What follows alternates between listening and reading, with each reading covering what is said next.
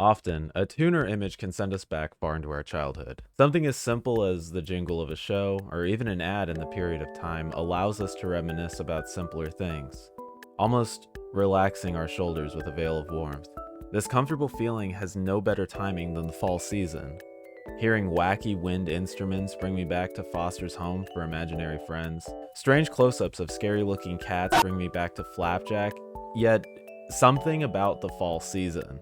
Being at a graveyard or a pumpkin patch reminds me of a show that encompasses a cozy, somber feeling that has, to me, defined all of fall.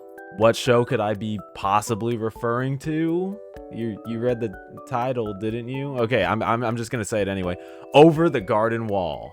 Hello everybody, my name is Backpack Comics and welcome to Internet Lore, the show where I cover a subject, game, or piece of internet history and find out all about it. Today, we will be covering Over the Garden Wall. So what is Over the Garden Wall? What makes the show so good? What symbolism does the show use to tell this story? Where and what exactly is the unknown? Well, let's find out.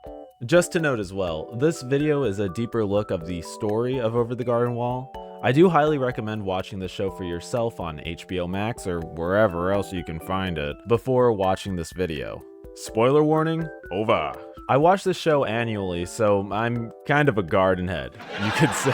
Created by Patrick McHale, his creation aired on Cartoon Network from November 3rd to November 7th in 2014. Also, fun fact, his birthday was 10 days away when the last episode aired, being November 17th. Some other information about Mr. McHale, because we're on that name basis, is that he was a storyboard artist, creative director, and writer for Adventure Time, one of my favorite shows of all time. He also co-wrote Guillermo del Toro's adaptation of Pinocchio. Haha! He actually started his career at Cartoon Network with writing and doing storyboard work for Flapjack. Some other things to note is that he made an 11-minute adaptation short for the video game Costume Quest, another Halloween classic. He also made a voice cameo in Gravity Falls. Now, Over the Garden Wall as a show is a masterpiece, so I won't be going over each individual episode. Instead, I will recommend you watch the show for a second time. I wrote this twice, bear with me. I will be giving a quick synopsis of the plot to kind of familiarize ourselves with what's going on if it's been a while for you, or if you haven't seen it at all, which you know where you should be. Or maybe you don't, maybe this is the convincing factor. Actually, if this is convincing you to watch it, keep watching. Essentially, Wirt and Greg are our protagonists. Other important party members would be Beatrice, Greg Jr., and of course, the Rock Fact Rock. They wander through a strange realm called the Unknown, and they meet a plethora of other important characters that we'll get into later, who are from different places and maybe even different times. They are haunted by an entity known as the Beast. The Beast is known for turning people who wander too far into the forest into Edelwood trees. These trees are then harvested and ground up for oil to use in the Beast's lantern. As they venture, we are given context that they lived in a completely normal world, but were sent here when tragedy occurred.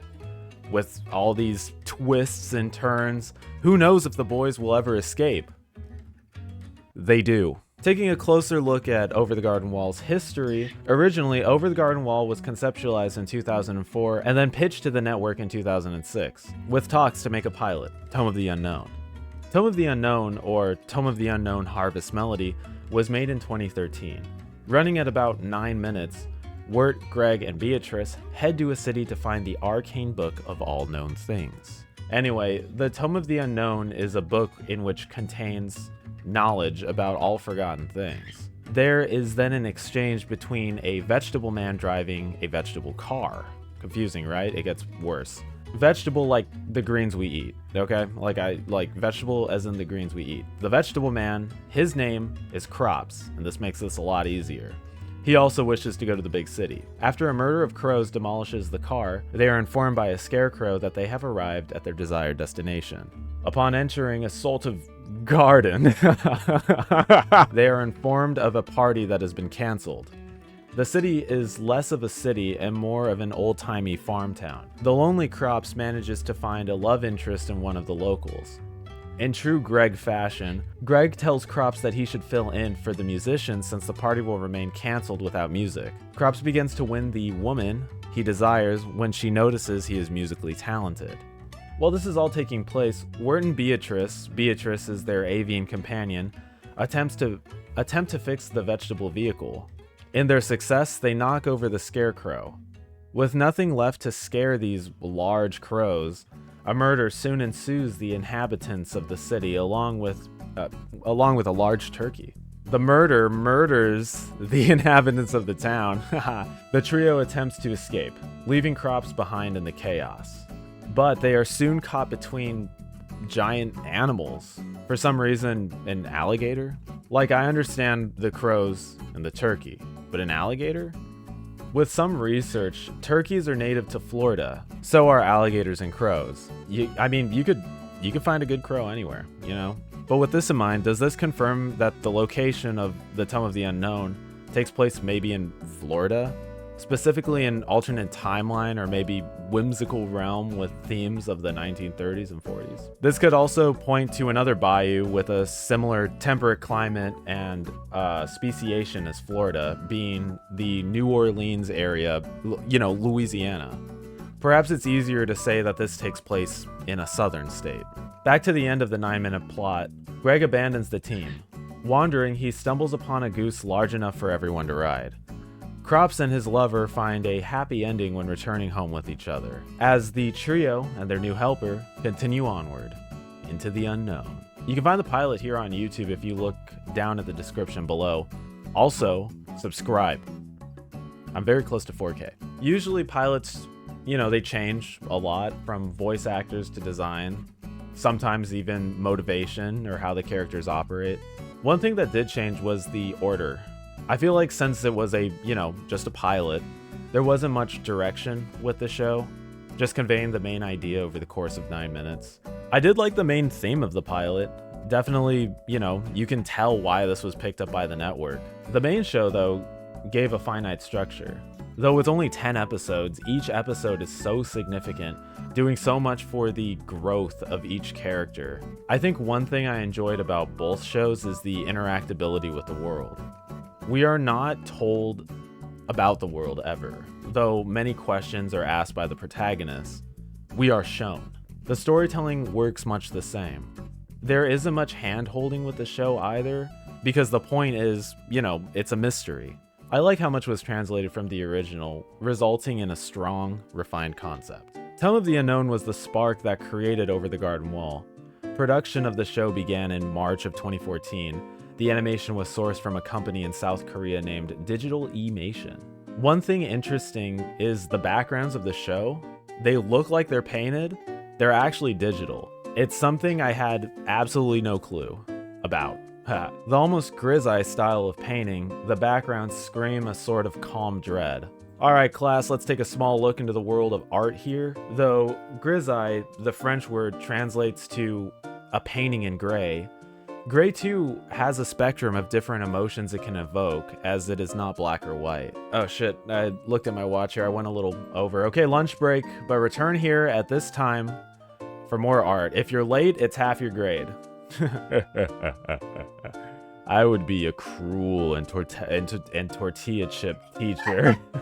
Tortillitarian teacher that would rule with a fist dipped in molten iron in a grade structure that would leave the unruly crying and the academic in shambles. Anyway, something else interesting: after harboring so much success and being hailed for its story and art, it actually received a graphic novel adaptation. There are actually several of these comic book series. As there are many of these, I will be attempting to read all of them in my spare time. Let me know in the comment section below if you guys would like a deeper look at them. Right now, I am simply going to list them, giving a brief summary on them as well. Also, big shout out to Steve the Viking on Reddit for making this part of the research so easy.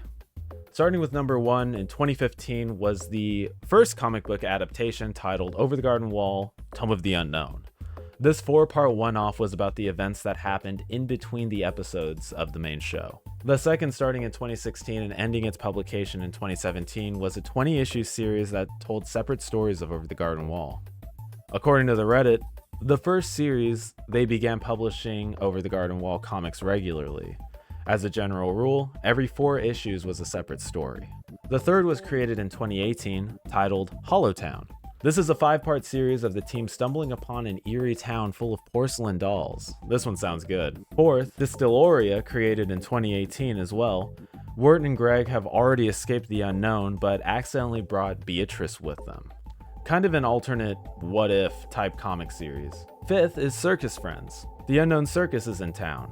Apparently, the ringmaster wishes to make Beatrice the newest attraction. Both 5 and 6 were made in 2019. Speaking of 6th, Soulful Symphonies is about a ghost town filled with stages and musical instruments. Playing these instruments turns this ghost town to one filled with an audience. Lastly, published in 2020 is The Benevolent Sisters of Charity. Wirt stumbles upon a nunnery after feeling ill. Agreeing to aid him, things go awry when taking a deeper look at their care. Originally, I was planning on making this video on the 10-year anniversary, but it is now the 11-year anniversary after finishing this all up.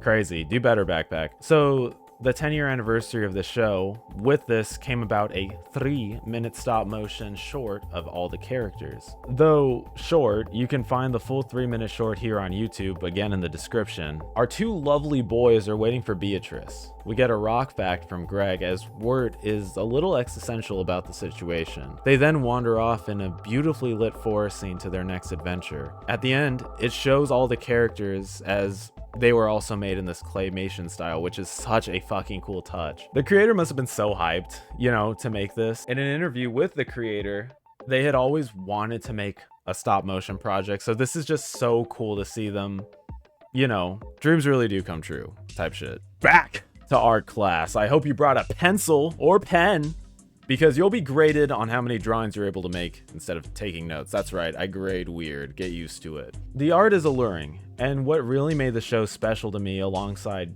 the beautiful soundtracks. How the show in all aspects kind of teeter-totters on the verge of horror and wonder. It's something truly masterful, especially being able to convey such horrifying and heart-throbbing moments on a kids network, with twists and turns of whimsy and, goofy fun inside.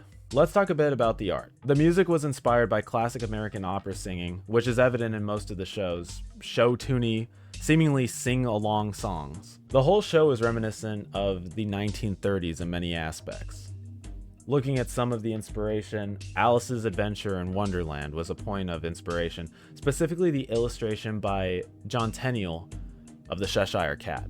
Going into the world of press printing, chromolithography was an inspiration to the show's overall art, to the way that the prints would pop out. The multicolored printing method is adjacent to photochrome. This is only when printing photographs though. Lithography as well is the method of printing on flat surfaces. Chromolithography is important because it utilizes all lithographs producing multiple colors on a flat surface with the use of chemicals instead of relief or intaglio printing. What does this mean? I don't know. I just learned this shit on Wikipedia. Just kidding. I know everything and I have knowledge on all subjects as a YouTuber. For those curious, intaglio printing is an image printed on paper from a copper plate. I did it. I did all the hard words. What I admire about the show as well, a lot of inspiration was taken from time, real life ways of looking at media. For example, the machine called a magic lantern. Not only do I want to own one, but the Lanterna Magica, its Latin name, was used to project photos and paintings during the 17th century. It was actually used up until the mid-20th century as well. It had a very long life of use. Here's some media that this relic used to show. The Tinderbox shows heavy inspiration on some of the beasts incorporated in the inspiration of the world, the imagining of some of the inhabitants.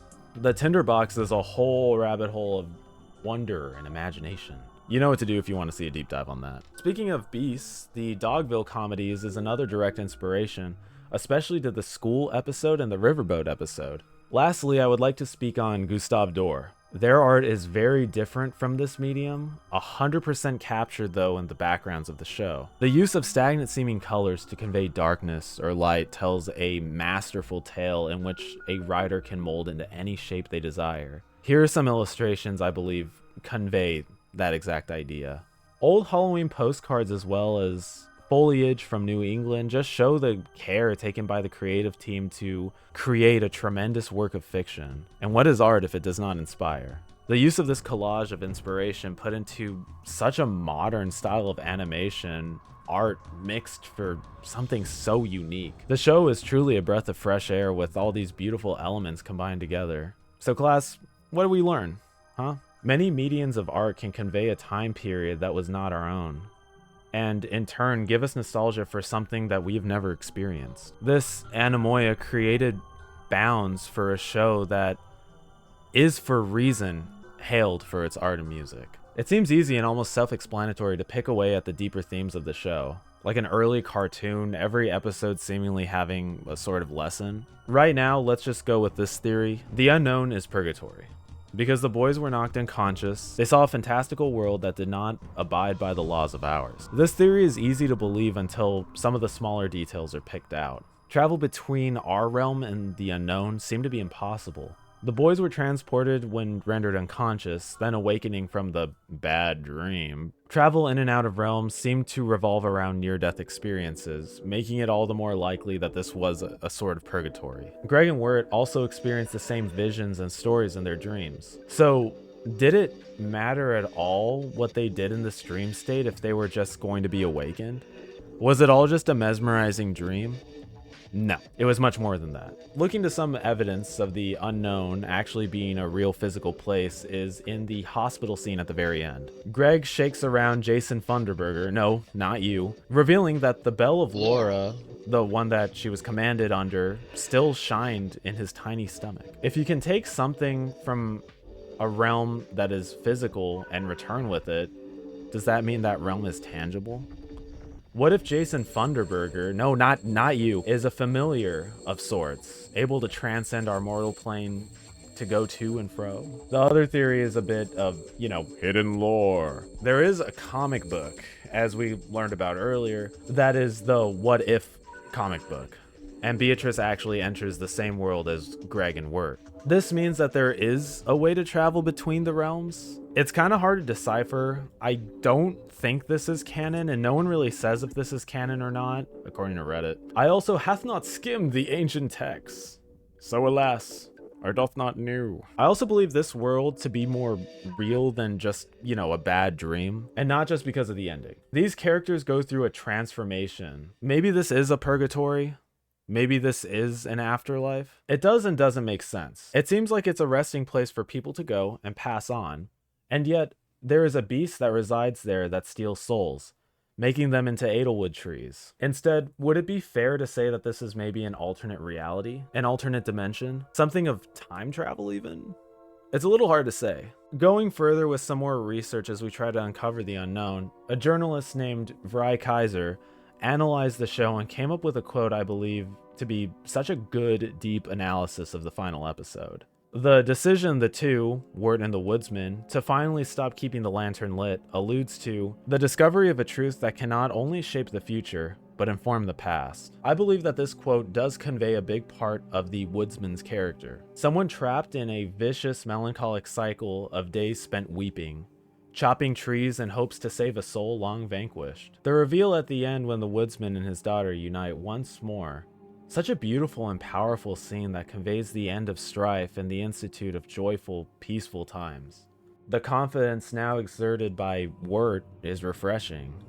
Like a warm latte or a cup of tea hitting your chest as now the overthought boy transforms into a young man. Even in the hospital scene, he's seen speaking with much more confidence. The character development in this show is so beautiful. It just seems so real. The characters, though silly, are a part of us. A thread made on Reddit and /Over the Garden Wall, made by Epicska, argues that the unknown is in purgatory. Under the post are a lot of opinions. So let's figure out what the unknown really is. First, I would like to preface that all of these are theories, and I believe the fun of the show is finding your own meaning in it. Leave down in the comment section below what theory you really resonate most with.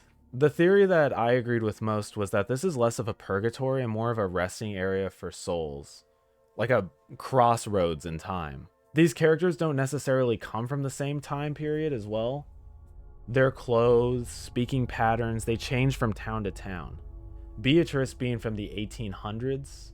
Also the fact that we see Quincy Edicott's grave in the graveyard shows that these people in the unknown are all from different time periods. This crossroad allows them all to interact and be involved together, as there's no real concept of time or even of normalization to what we're used to. The crossroads, I believe, with this theory is also interdimensional, so it's able to kind of bend these laws. The beast happens to be stuck in this reality, or was born from it. Perhaps the beast is the original inhabitant. Either way, this makes no sense to me in how they can all interact. Another interesting theory for the end of the show is that they all returned home, able to live out the rest of their lives in their respective timelines, free of being in the unknown. If they're all living in the unknown, then whatever souls wandered or accidentally found their way, they may find peace there now. The other theory discussed was, of course, it being purgatory, the beast being a representation of the devil. One thing to note that was interesting was they compared the beast to Lucifer. Lucifer, also known as the morning star, bears light with him. Not to go on a tangent, but Lucifer and the devil are commonly interchanged with one another, but are actually separate entities, though the same with a long and complicated history. The interesting thing is, in Roman time, Venus's story was that of falling from the heavens. This is due to the way Venus moves in the sky, specifically early in the morning. It is beneath the sun falling towards the earth. That being said, because Venus is visible during daybreak, it is referred to as the morning star. The original correlation with Venus was a positive one. Taking a look at the book of Isaiah, a Hebrew Bible depicting one of the first major prophets in the Christian Old Testament, actually calls an opponent of his sarcastically the morning star. The meaning was not direct, but instead the opposite of what he meant. It equates to, and he is as bright as the morning star, sarcastically spoken, referring to either his intelligence or his nobility. This would be, again, the equivalent of calling someone a ray of sunshine when they are in fact gloomy. Even more interesting how the word Lucifer was even correlated. The origin's actually in the Vulgate Bible. The 4th century book was a Latin translation of the Bible. This was the work of Jerome, who had been commissioned by the Pope to do this. This was to revise the Vetus Latina Gospels used in the Roman Church. Anyway, the Latin word for Venus is actually Lucifer, or Lightbringer.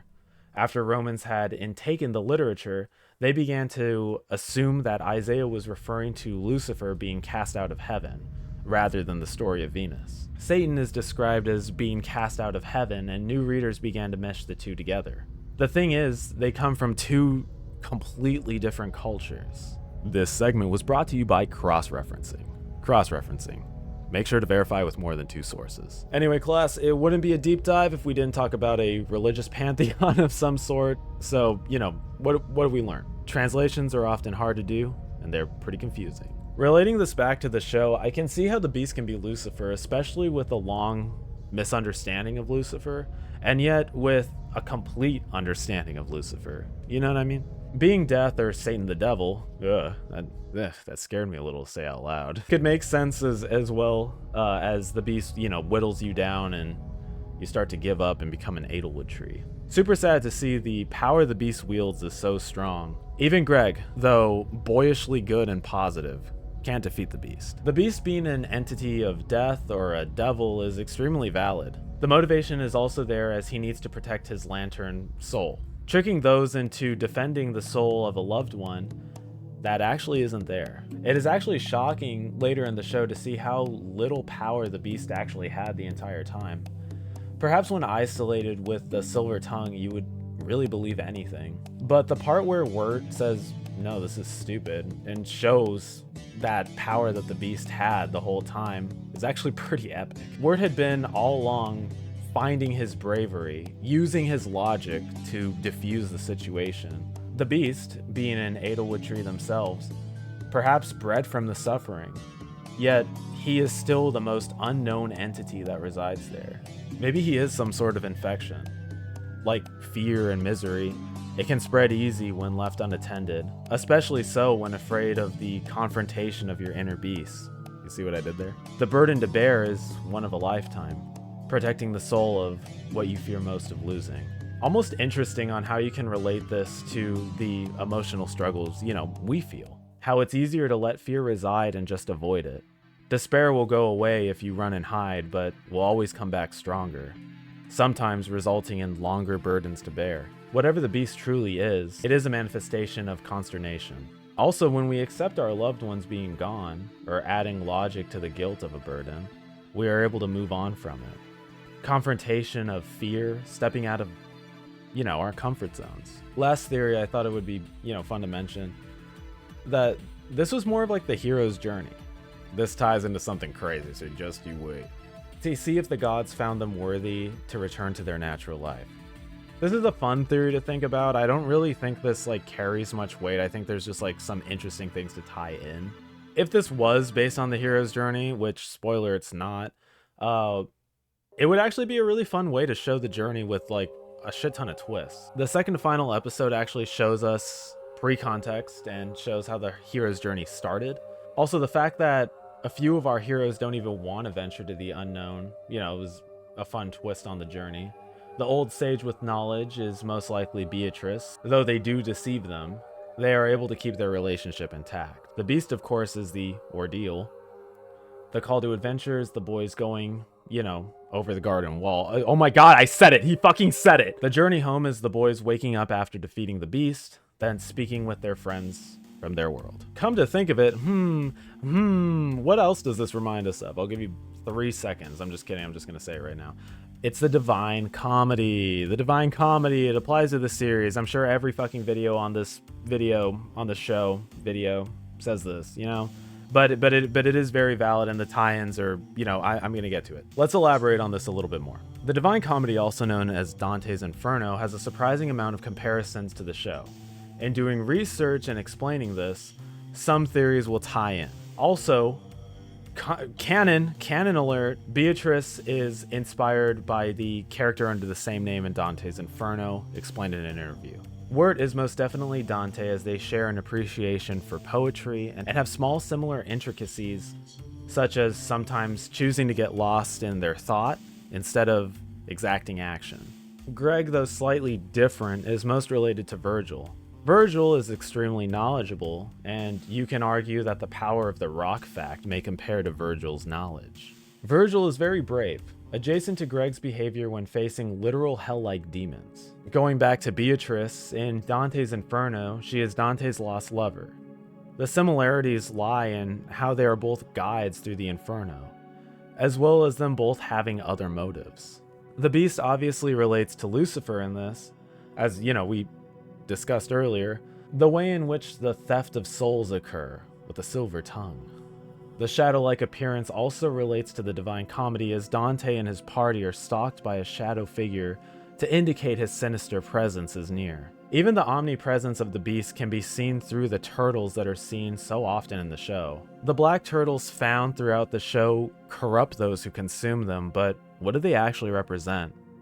One answer, though disappointing, not a theory. During an interview with the creator, they were said not to represent anything, but their true secret would be something that the creator will take to their grave.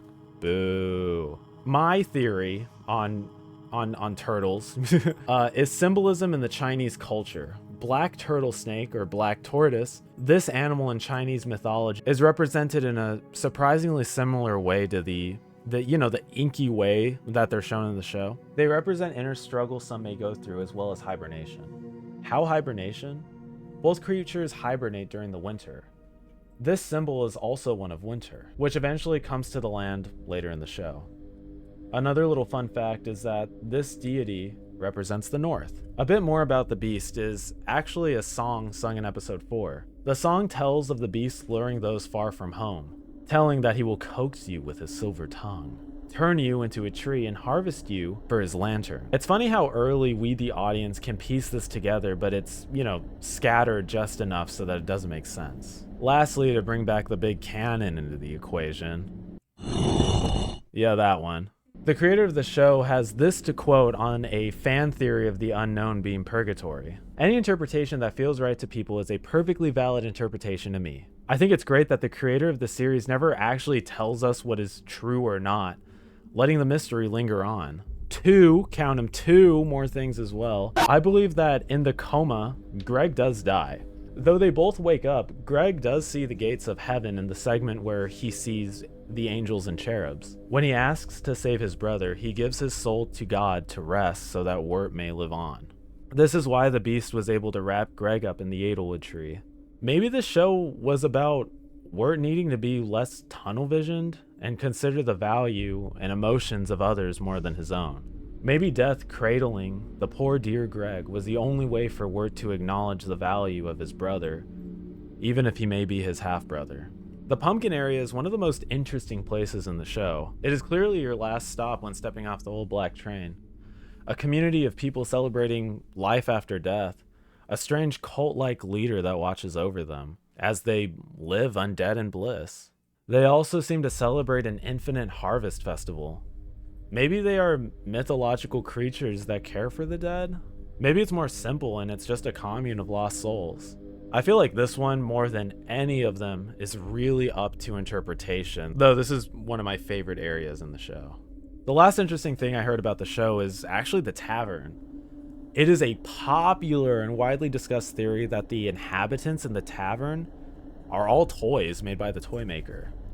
Apparently, they are all standing idle before they enter as if they have no life. The toy maker making them after he encounters someone, making them in their likeness. So that means after their visit, Wirt and Greg, that is, Beatrice, all of them, the toy maker made them to forever reside in that little tavern of his. Little taverns. Another theory I found on Reddit was that they are normal people, overworking themselves and labeling each other, giving themselves purpose to not fall into the depression and fear that surrounds the land of the unknown. This is maybe why they're so startled when the beast is brought up at all. Ultimately, at the end of the show, they are all normal people. They're all moving and they're fine.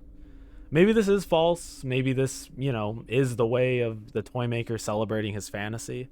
Maybe the toy maker has stolen the souls of the unfortunate to rest at the tavern, and the gang was able to, escape in time.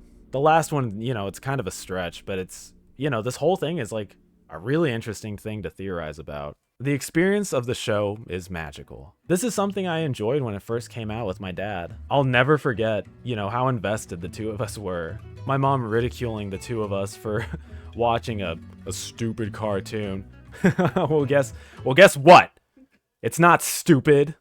It's not stupid. Moving lines and cell animation make me think too hard. Since it's been a tradition of mine to watch it at any point in the fall season, since I do watch it every fall season, it's something I began to share with people who are really close to me. Like, today was a watch party with all of you guys. Since community is such an important part of this show to me, let's hear what some of my loved ones have to say about the show and what they thought about it. Over the Garden Wall was such a strange and unique show.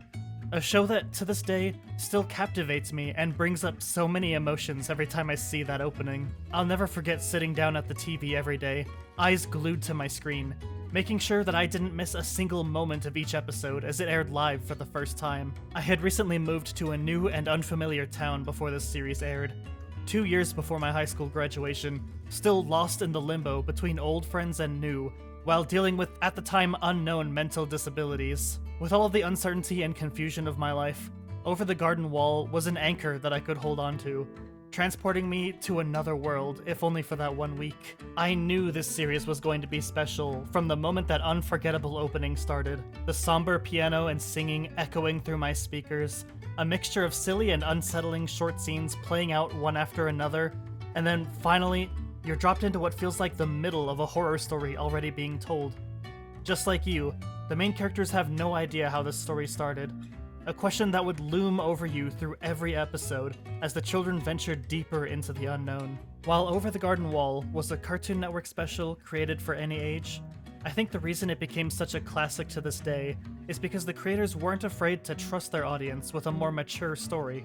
The unknown is a place of wonder, with its dandy frogs and pumpkin people, but also a place of real and tangible danger. The show contrasts silly adventures with dark and unsettling horror, tipping the scales between the two in perfect balance, making those dark moments all the more horrifying. While the Beast is an easy example of the horrors in this show that I could just talk about forever, I instead want to go back to a more subtle line that always stuck with me from the second episode, Also, spoiler alert for the second episode here. At the end of this episode, the mysterious pumpkin people turn out to be skeletons in costumes, with their harvest revealed to be more skeletons dug out of graves to join them. It was those final haunting words spoken by their leader that solidified an inescapable connection between the unknown and the concept of death that's explored throughout the rest of the series. For me, one of the main takeaways from this show was that through all of the mistakes we make in life, we have the power to change for the better.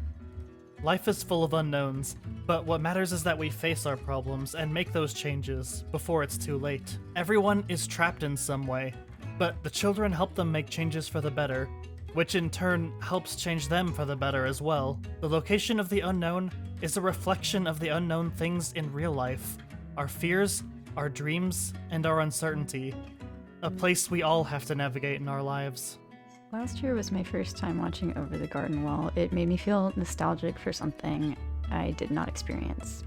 I guess if I had to start with what I like about Arc Raiders, I'd probably say that it's a really good depiction of what a post-apocalyptic future might look like. I mean, on the one hand, you have players that are kind and caring, and they help each other learn the game. And then on the other hand, you have like the Negans of the world that just want to take everything and watch the world burn. Yeah. What was the question? Oh, Over the Garden Wall. My bad. Okay. Yeah. So Over the Garden Wall is something that was suggested to me by Backpack, and I put it off for like a while of watching it. I don't know why. I just didn't trust Ryan. But now I've watched it, and I appreciated that it was brief, even though it did kind of leave that always wanting more thing. And I think everybody that's watched it kind of feels that way of like, they could have really taken this concept and just like done it infinite seasons about it. But, you know, I think like the shortness of the journey makes it digestible, and it packs a punch, and it doesn't need to like draw on for so long. Tackling themes of like hopelessness and the afterlife, and just like what it means to figure out who you are and what that actually means. Like there's just a scene that I really like felt where Wirt was trying to explain like who he was to somebody else, and he was just like, well, I'm just Wirt. And it's like, yeah, that kind of represents, I think, those transitional periods in your life where from preteen to teenager to adulthood, where I've always kind of said this, where it's like you go home and you're treated like a child, but then you go out into the world and people treat you as an adult. And that's like a really confusing time. And I think that this show really captures like what it means to be on that cusp of growing up and having to face the uncertainty of the world, and trying to keep like your hope high when all of these like evil, dark things are all around you, and you're constantly reminded of like just how draining and exhausting life can be when you're like navigating through the dark with no torch. Over the Garden Wall reminds me of a nostalgic time in my life, being that I was first introduced to it in middle school with a crush comparing me to Greg, but not watching the show until I was in freshman year of high school in 2017.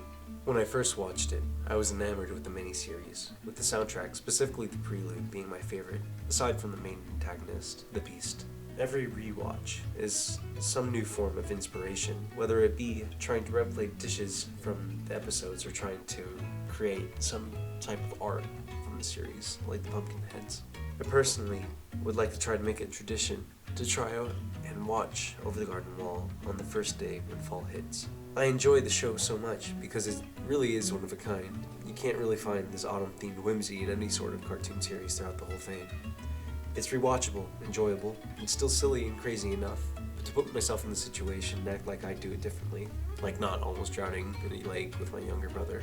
But no matter the choices of the characters, the show still moves me by captivating beautiful music with awesome backgrounds and cute characters. Honestly, working on this video and getting so many opinions from loved ones in my life, friends, it kind of proves a point of its own.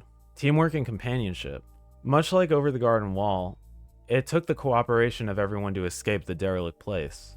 Having an underlying message of love, I think it shines through some of the more mysterious aspects of the show. I believe if any of these characters were isolated in this place, they would wither. Beatrice is from the world and is able to navigate easier than others. Wirt is easily scared, but sometimes can keep them together with a plan or saying a speech filled with vigor, though sometimes sounding like an emo little shit. Greg keeps the team imaginative, easing stresses from the horrors they witness with what I could only call boyishly good energy. The underlying result is that these characters are so complementary that maybe the help or specific aspects of each other help them get to wherever they need to go. Teamwork and help can go a long way, sometimes leading you out of the unknown. The isolating nature of Greg and Beatrice explains that good companionship can sometimes help us step out of our comfort zone as well. That sometimes deep dark secrets aren't as bad as we think they are. Through the acceptance of one another, we can heal. Then, the unknown becomes known. When facing it again, maybe we can trek through a dark, scary tree-dense bog, but this time with confidence. Thank you to all those who helped contribute in making this video, as your opinions were greatly valued, adding to the overall experience of making this video. Thank you as well to the viewer for watching, as many of the backpackers and newcomers means the absolute world to me as we explore the unknown together. I would absolutely love to hear what you guys think about the show. Any theories you guys have, or what did the show mean to you? Favorite episode? Mine was probably the frog boat episode. I love that episode. I would love to hear all your thoughts and opinions down in the comments section below. Also down there is the big Woodstock subscribe button. Hit the big red, pick up a backpack, become a backpacker today. Also, don't forget to give the video a big smackaroo, a big like, if you truly did enjoy the video. And with that, my name is Backpack Comics, and I will see you guys in the next video. Bye-bye. Have a nice night.